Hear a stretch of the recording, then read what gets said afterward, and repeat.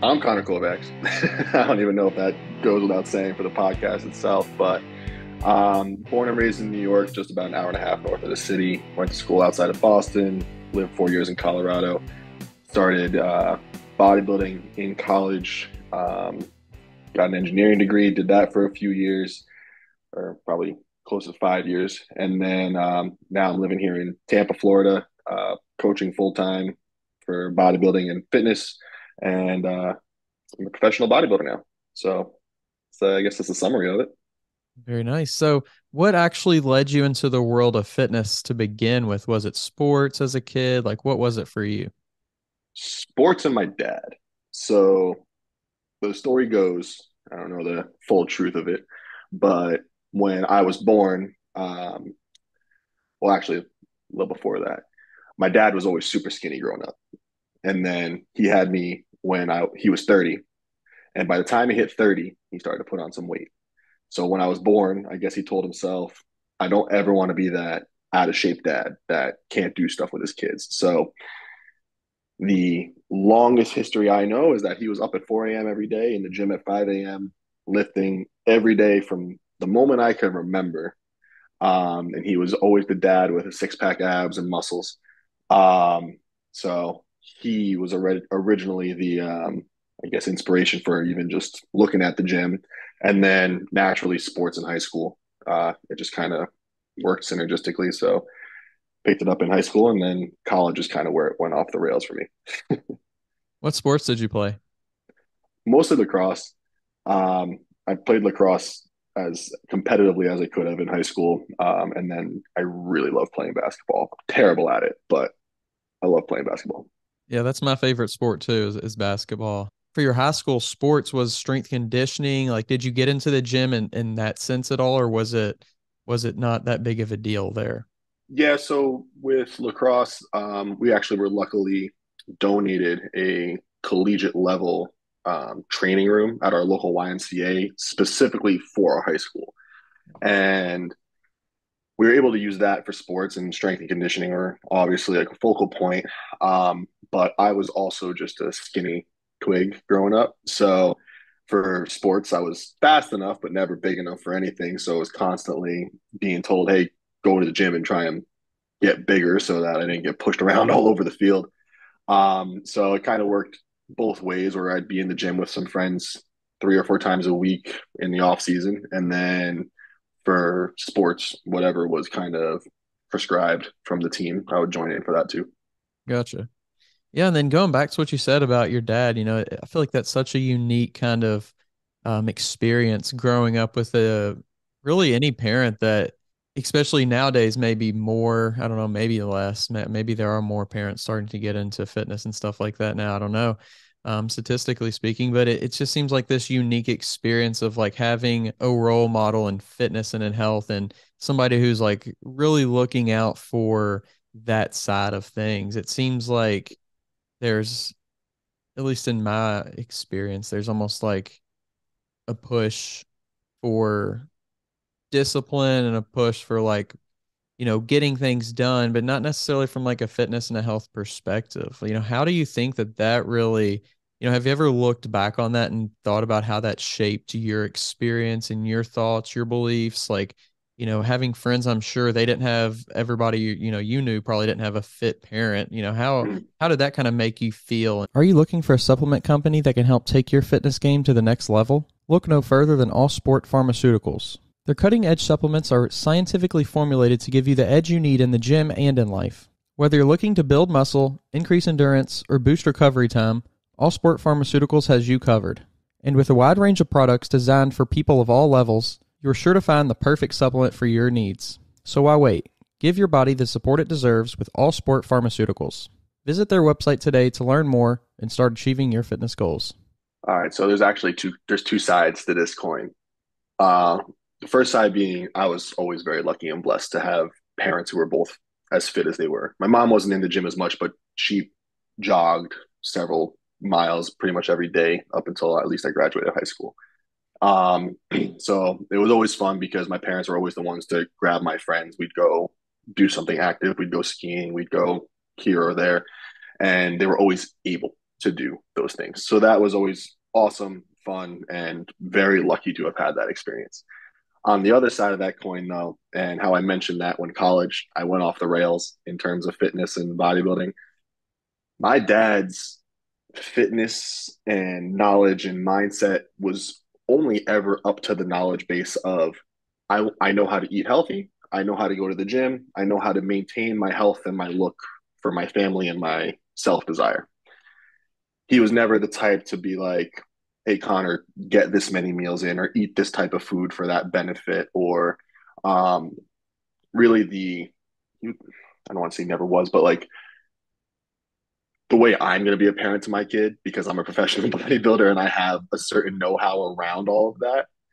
He was just there to be like, hey, cool, I can teach you how to bench press. I can teach you like go to the gym, work these muscles out Monday, Wednesday, Friday. Um, but when I got to college is when I went off the rails and then I deep dove into, hey, what's the why? How do I do this better? Or how do I actually eat to grow? And bodybuilding.com doing that in between classes for hours on end. So I took the knowledge factor and then the physique enhancement factor to a much steeper level than he ever even desired to. So lucky in the sense, but then also there was like a weird line drawn in the sand. Yeah. Was there ever any like pushback from him? Oh, big time. Um, that is still probably a point of contention between my parents and I.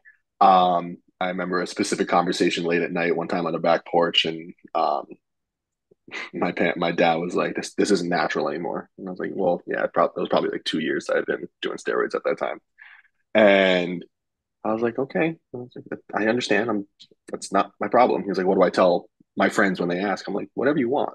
That's not my problem. Their opinion's not my problem." It probably wasn't until about this year when, um, probably maybe somewhere in 2022, where we could sit down and have more level-headed conversation around, okay, yeah, I'm pushing my body to further extremes, but hey, here's the knowledge base I have around it. Here's what I'm doing in terms of health prioritization, in terms of lab work, in terms of doing it the right way, to kind of put their mind at ease. And then when I went into full time coaching, I actually invested in a business mentor. Um, the same mentorship I invested in, my girlfriend actually works for. And when she started to talk to them about the business side of things, and she is very advanced. Sorry, my dog's trying to break in.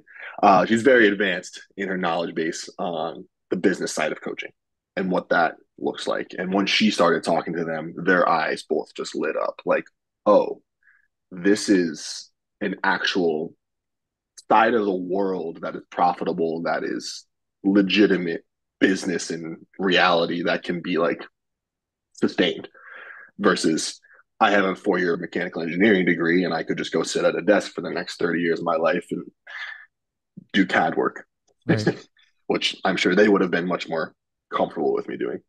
Nobody's going to completely understand what you're doing. Nobody's, understanding what you're going through, how you're doing it. A lot of times it's up to you to kind of keep that ball rolling yourself. Oh, I fully agree on that. But I know my dad's thought process was originally, hey, you're pretty good at lacrosse, but you're getting your ass kicked on the field. Go get a little bigger for lacrosse because realistically, by the time I was in college, so I was continuing to play club lacrosse through college, and I had put on 15, 20 pounds between my freshman year, sophomore year. And by the time I was that 15 and 20 pounds larger in college, I was just walking all over the field, kicking the shit out of Harvard kids in lacrosse.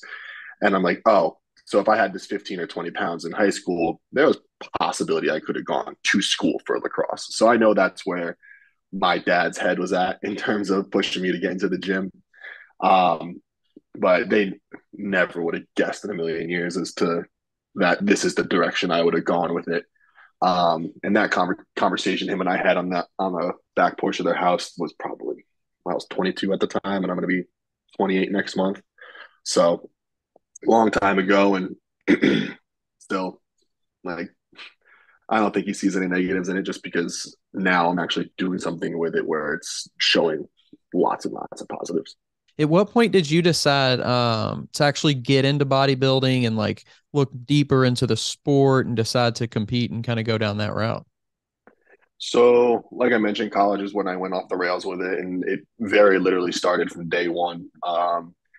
My freshman year roommate and I, he walked in, moving into our dorm, brings a tub of Optimum Nutrition whey protein with that big old red label on it, and he goes, "Hey, I'm trying to go to the gym. I want to put on some muscle." I'm like, okay, cool. I've been lifting 3 or 4 days a week in high school. Sure, we can go. Let's go 5 days a week. We have the time now. Well, give a kid 3 hours of free time to play basketball, 2 hours of free time to lift, and then an infinite food source at the cafeteria. I put on like 15 pounds of muscle my freshman year, just between running so much from playing basketball and eating so much. We would go to the local dairy and get like 8 pints of milk, and we'd each drink whole milk and drink one a day. We'd smash a pack of Oreos, pound cake, like everything under the sun that had calories. Because him and I were just 6'1" and skinny. So we went to the gym, we played basketball, and just ate food, and it worked. So by the time I got to my junior year, I was probably around like 190 pounds ish, 195 pounds. And at that point, a handful of people came up to me, maybe like three or four. Hey, do you compete? I was like, compete in what? At this point in time, I was clueless as to what bodybuilding was. Didn't know what it was. My only knowledge source on it was like bodybuilding.com and whatever websites were floating around at the time that posted some shredded guy's workout or some protein thing he ate. And I never thought of it like, oh, competitions in bodybuilding. So after the third or fourth person asked me or talked to me about it, I texted my dad. I was like, hey, do you know anything about this sport? And he was like, no, but there's a guy at our hometown local gym who had competed in a bodybuilding competition before, men's physique. He got me in contact with him. And basically, that text message is how I got here today. From that text message, that guy coached me into my first show.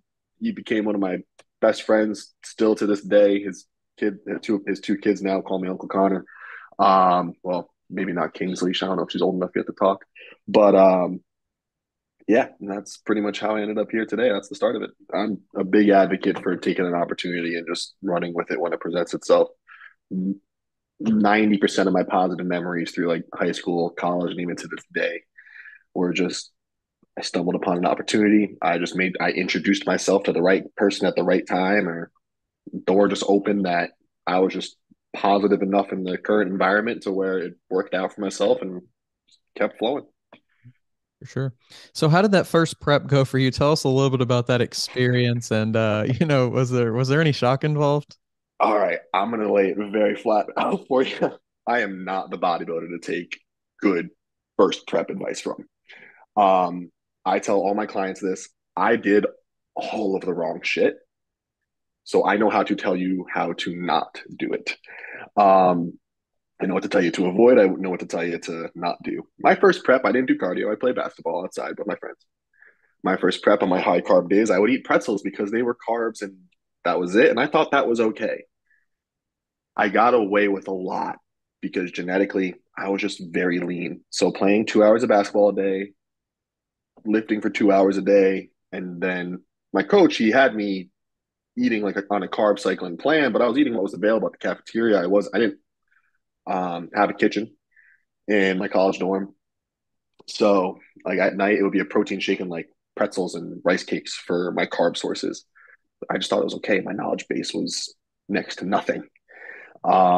So I got away with a lot in my early years. I mean, at one point in time, I think it was like my third or fourth show. I did a 2 week prep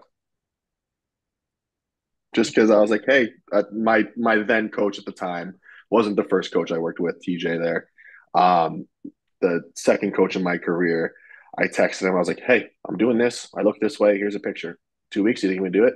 He's like, yeah, do this, this, and this. Talk to you in a week. Okay. And my cardio, I played lacrosse and I played basketball. So not the best person to take those first prep advices from, but outside of all of that, I think I give some decent advice. How did you feel, I guess, about like the other competitors? Did you feel like, did you talk to anybody, have any conversations, and then kind of have any, um, I guess not epiphanies, because you said you kind of kept going through that for a while, but did you ever figure out or understand like, oh, these other people are doing it a different way, but this way works for me? Like, how did the kind of the unraveling start to take place, if that makes sense? That's a good one. I haven't thought about that, but I have an answer for that right off the bat. So that first show I did, like I said, my friend TJ coached me into that, and it was a 13-week long prep. Like, don't get me wrong, I did prep, but by standard bodybuilding means it was nothing like that. Um, when I got to the show, probably from the first time I was on stage, I was like, okay, cool, I like this. Just being up there, and I tell this to everybody, like I don't like the posing routine side of things. I like comparisons and I like the individual because I don't know why when I walk up on that stage, I'm like, yeah, no, I belong. I belong here. Um, and then the second memory I have from that is those comparisons and being backstage that first show and looking at the guy who beat me, and I was like, he's just a little bit bigger than me. I could have won. I should have won. Like I looked better in terms of conditioning, but like he was bigger, so I get it. And then the other guys backstage, I remember seeing pump up, and they were probably in their late 20s at the time. I was 19, and they were all in gear. I was natural, and I was like, "Oh, that shit's freaky. That's cool." And then the guy who won the overall for that show, his friend or client was there at the time, and we were out in the lobby, and I was talking to my buddy and my coach TJ, and she comes up, and I can't remember what she said exactly. She's like, "Hey, let Kyle look at you." And Kyle's the men's physique guy who won the overall that show. And he comes over and I pose for him, gives me some notes, talks to me, gives me his number. And from that point, I worked with Kyle for 4 shows. And that's where I started to learn, like, okay, cool. Here's this way to do things. Here's this way to do things. Started learning more in terms of, oh, what actually bodybuilding looks like. Um, and then I stupidly dipped my toe into the gear side of the unnatural side of things about a few months later. But um, it wound up where it just kind of snowballed into meeting Kyle, and then again progressed from there. And then when you started to work with this other guy, like, was there any, um, because you're probably starting to do it in more of, like you said, kind of a normal bodybuilding experience way. Did you ever have any thoughts of like, this is maybe, I kind of like the way I was doing it before. I don't necessarily. Did you ever think like this maybe is too, I don't want to say extreme, but there's too much involved in this now, or I'm taking it too serious, or did you ever have any of those thoughts?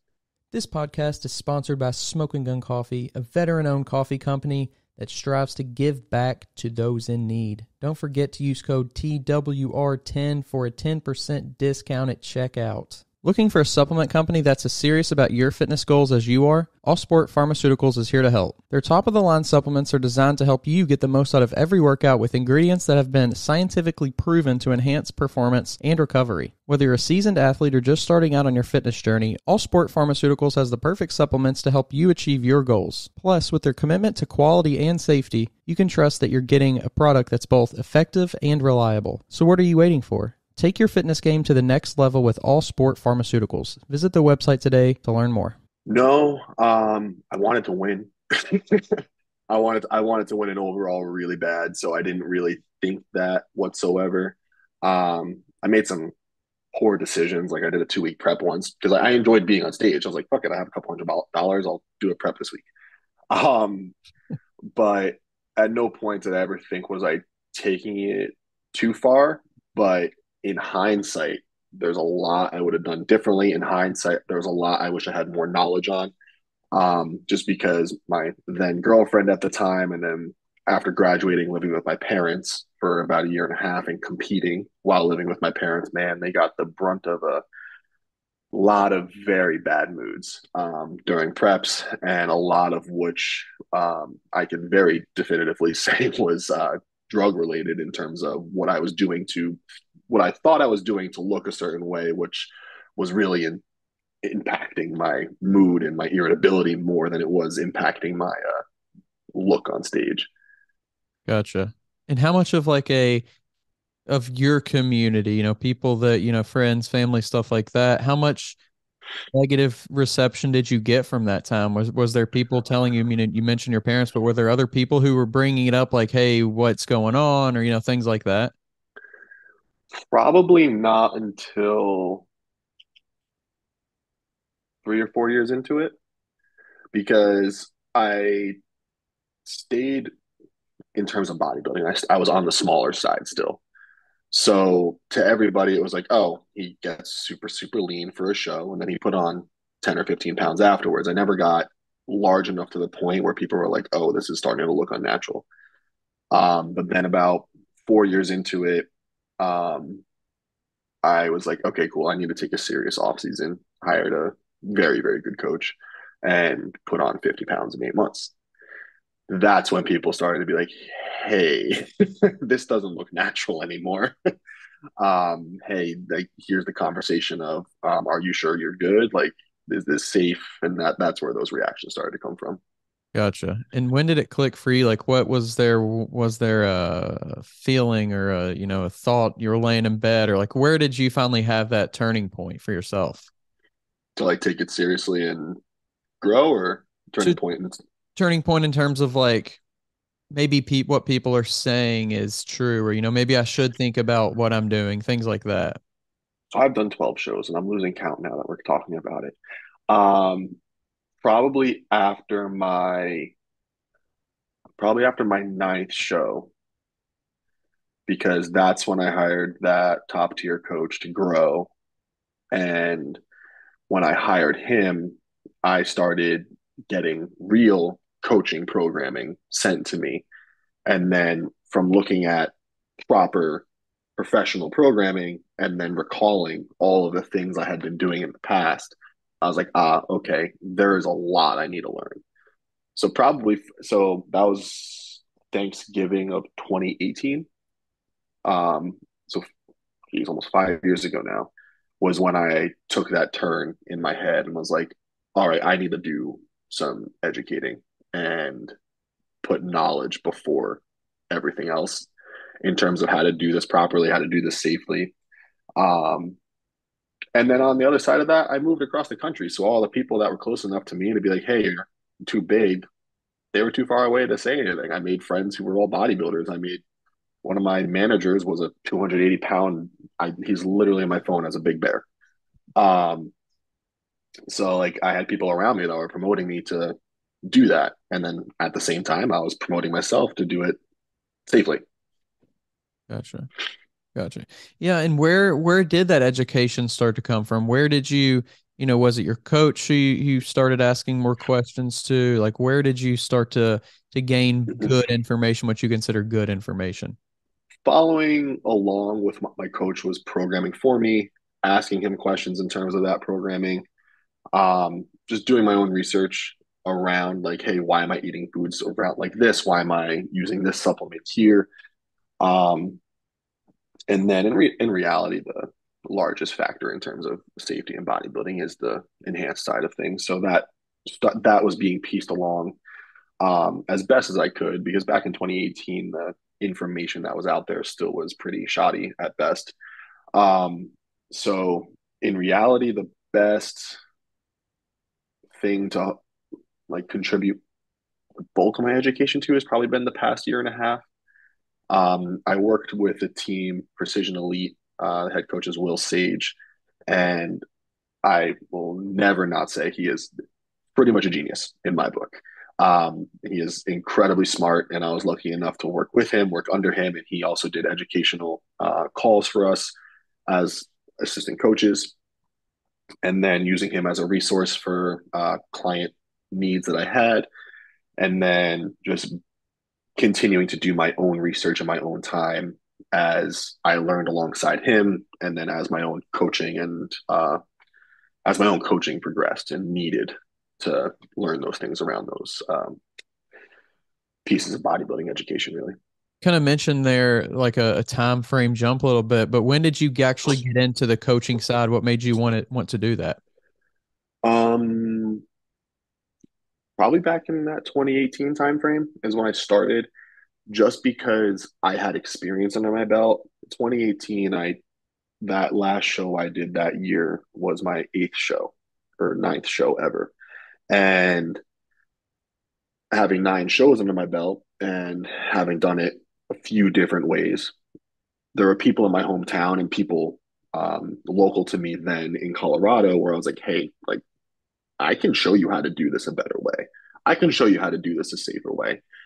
So I started dipping my toe in it. Probably worked with like 10 or 12 people between 2018 and 2021.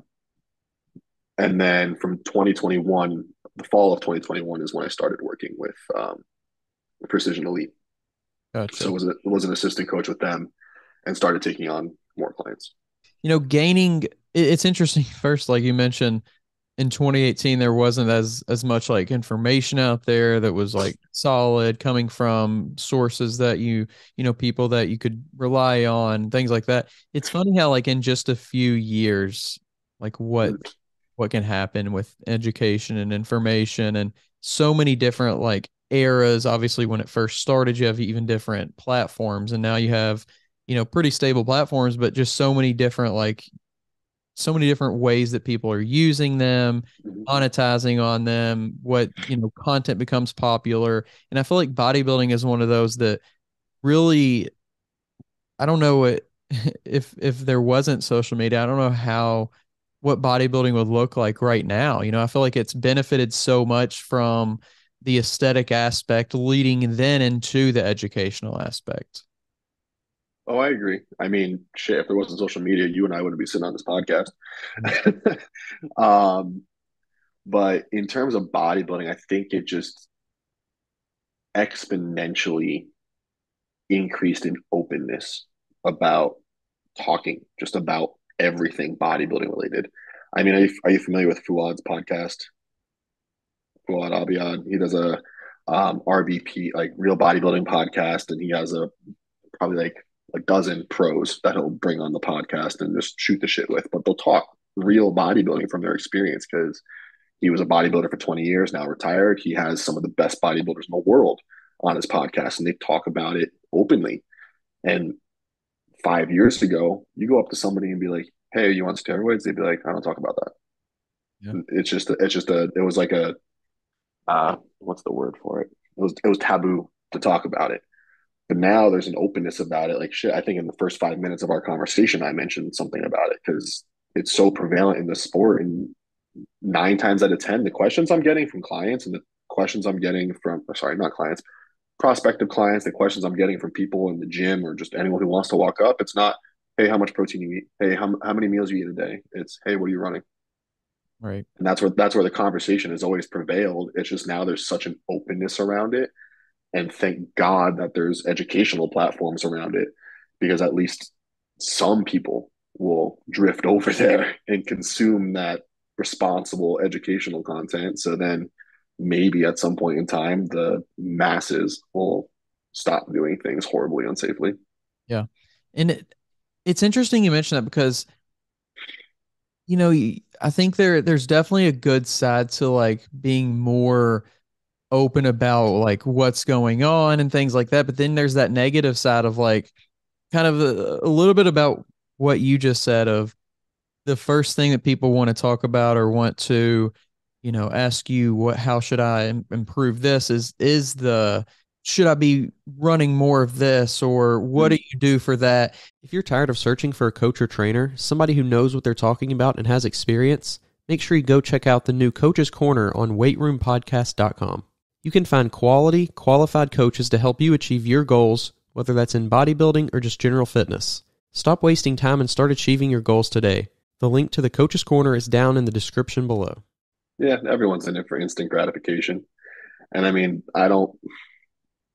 I personally don't foresee there ever being a time where like that 18 to 24-year-old demographic isn't like enthralled by the shiny object syndrome. I feel like that's always going to be there, but then the 25 and up range demographic will grow more abundantly in terms of being educated. So for every what 10, 22 year olds there are right now that are kind of bopping around and talking about doing some type of something enhanced, right now there might be two of me. But in a couple of years, it might be like a 10-5 ratio where there might be five people like myself walking around the gym who can be like, hey, that's probably not a good idea. You ate one meal today. How about you go eat 5 meals a day consistently for 6 months, and then we'll talk. Right. So I think the ratios will balance out in the better, but I don't know how long that'll take. Yeah, I do think it's more of like this in a way too, not necessarily in a negative way, but I just think looking at it from like a realistic way. You look at bodybuilding too now, and you have so many people. Like back in the day, talking to older athletes, it was like you trained, you just love the gym, you love the gym that you went to, the people, the culture, and you just had a genuine love for like working out and eating and all that kind of stuff. And then it was like after years of that, sometimes it was like, oh, let's get into bodybuilding. And right Mm-hmm. now I feel like it's almost the opposite of where people are like, oh, bodybuilding's kind of this new interesting thing. I'm gonna do a show and I'm semi Never lifted fit. before. Yeah, I'm semi Yep. fit, but let's get into a show. So it's kind of the same way, like this new shiny thing. People are jumping into it without very much knowledge, which, not saying that's necessarily a bad thing. It's all about how you handle it, but it's kind of Mm-hmm. interesting from that perspective, I think. Oh, I completely agree. And like, I have a client. His name's Andre. He actually just turned 21 today, and him and I have been working together since February. And when I picked him up as a client, he was working with somebody else who was guiding him to do a show in 14 weeks time. And I was like, dude, you're not ready to do a show. And luckily, he's one of the very few who has a great head on his shoulders. And we've been working together since February, and I have transformed his physique. And he's eating twice the amount of food he was with the previous coach, and he's leaner. Is he still ready to do a show? No, I told him about a year. But like, there's very few kids in his uh in his shoes where they have a good enough head on their shoulders to be like, oh, okay, this takes some time and some effort to build something first before hopping into a show. So I agree with you entirely. Yeah, and it's kind of a little bit of like a struggle, I'm sure, for actually like the league, the bodybuilding, right? Because they need more people to compete because there's not really it's an athlete driven sport more than almost, any other sport out there. You're not going to have fans, like you're not going to have true, oh, there's 60,000 seat arenas and we're selling, jerseys and shirts and food, and so it's very much like a athlete driven sports where you need constant people getting into it. So it's I'm sure for their perspective, it's a little bit of like a double-edged sword because you do have that negative press out there of, oh, this person did one show and they ended up in the hospital. But you also have the case of this person did one show and it completely changed their life, turned around, got it, and they're in a better mental place, physical. So, I can only imagine kind of the this spot that bodybuilding leagues are in terms of like how do we balance the goods, the pros and the cons of needing athletes but also needing kind of smart educated people with good heads on their shoulders. I mean, I don't know about other organizations, but in terms of the NPC, there's no shortage of athletes. There's no shortage of athletes. There's at certain shows and in certain states, there's too many. There are shows that are going on till like midnight, 1 a.m. because there are that many competitors to run through. You're just there that late. So at least in terms of the NPC, and I don't know the facts on the actual finances and numbers, but like it seems like they're raking in, no, raking in profit based on everyone and their mother being like, hey, I can put on a bikini, I can put on board shorts, I can compete in that. So they're I would say, at least in my opinion, capitalizing very positively on the influx of social media driven. Let's just do a show because I've lifted before. Let me try it out. You know. Right.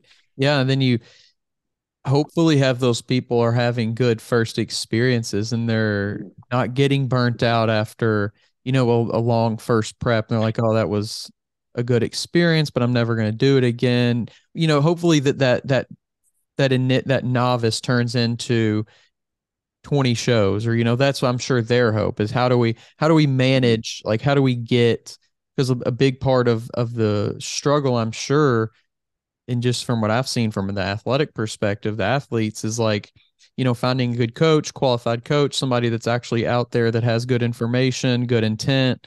Um, so, I think it is in a very good position right now. And I think a position it's almost a turning point in the sport. Like, how do we maximize this time period to like lock it in and not, because I think there's definitely like ebbs and flows of bodybuilding, right? It gets very popular. You have a lot of big names and then it goes underground and then it gets kind of popular again and then it goes back underground. So I think right now is that period where it is more popular. How does it stay there instead of, just making those dips and back up? One name, Chris Bumstead. That man is the face of bodybuilding in terms of business, just looking the look, walking the walk, and then just doing it well. And as long as that guy's in uh, competing and also taking part in the bodybuilding community, bodybuilding is going to become more mainstream than it's ever been.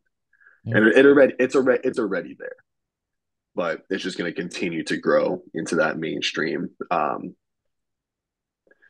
draw for new people, new attracted eyes, and new competitors. Yeah.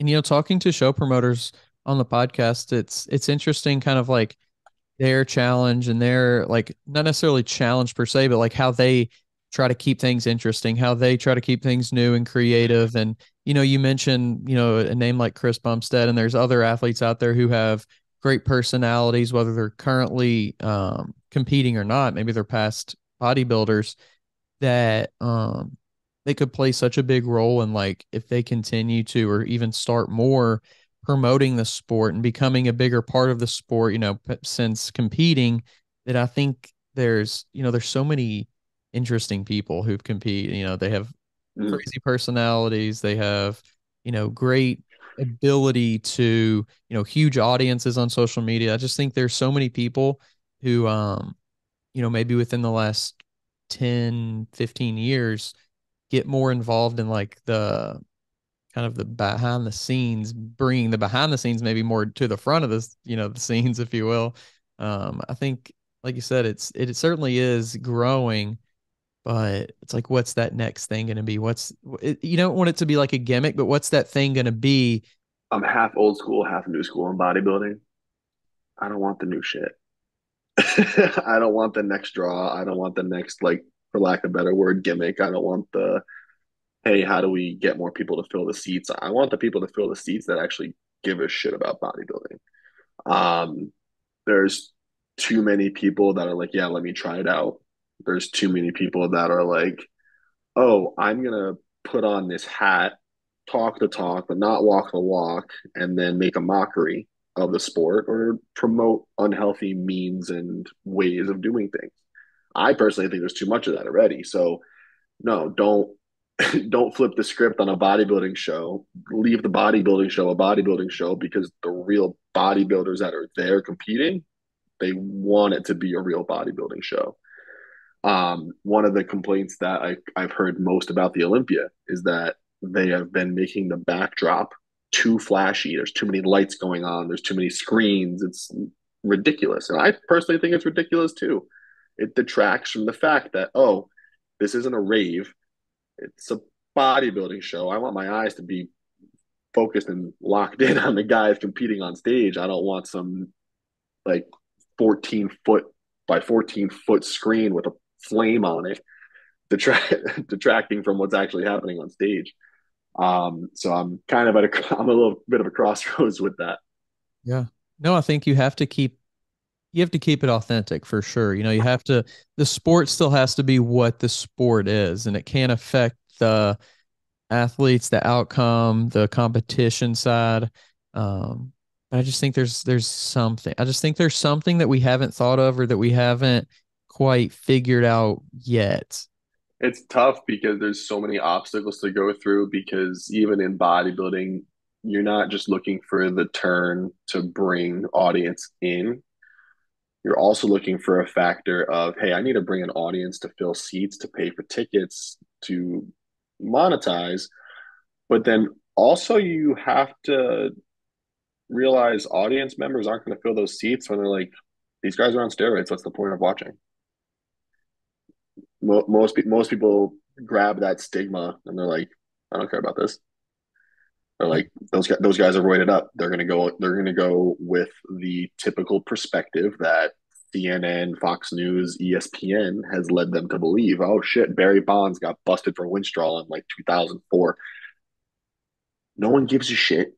Reality was his health was at no detriment. He was just cranking out 500 home runs and everyone enjoyed watching it. But once it came out into the news, it's bad. Like, but nobody has education on it. So when you don't know, then you're just going to go with what you're told, and everyone just perceives it as being bad. When in reality, we're just a freak show on stage, and it's a fun show to watch, but not everyone's really into it. What I think they're it's definitely a big difference in terms of the sport, but maybe like something like looking at the UFC more than the other mainstream, how like because the UFC certainly did have and still does have its own it has its rules on steroids and things, and it has its people that get caught doing them, things like that, but you know I think it has a very similar in terms of like cult following. It has like very extreme athletes with very extreme fans who, you know, there's not too many other sports out there. You go watch an NBA game and there's what percentage of the people in the stands are still playing basketball on any level? Probably not that many.